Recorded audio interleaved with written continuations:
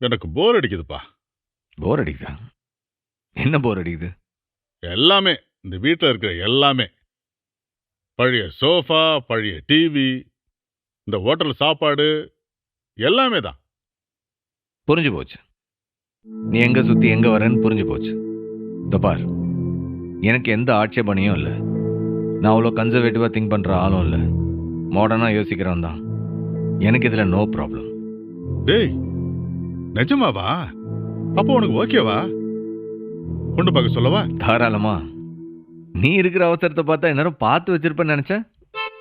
டேய், நீ சொல்லுடா, ஒரே வாரத்துல ஒரு பொண்ணை கொண்டு வந்து முன்னாடி நிறுத்துறேன்.